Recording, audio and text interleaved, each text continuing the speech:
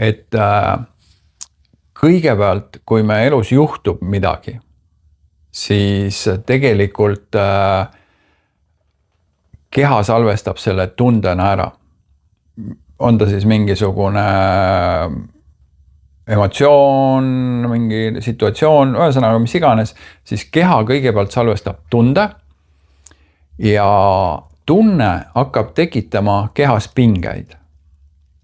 Ja pinge tekitab siis juba omakorda põletiku, põletikust tekib juba haigus ja nii ta läheb.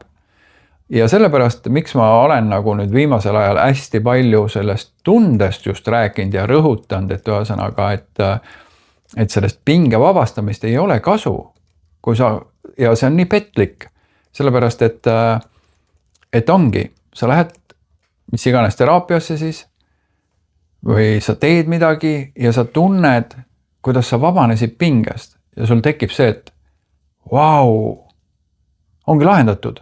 Ja kui veel emotsioon tuleb ka nähtavale, siis tekibki see, et ma lahendasin selle emotsiooni ära, ma tunnen kehas lahustuspinge ära ja ongi kõik korras. Ei ole korras. See ongi kõige suurem lõks.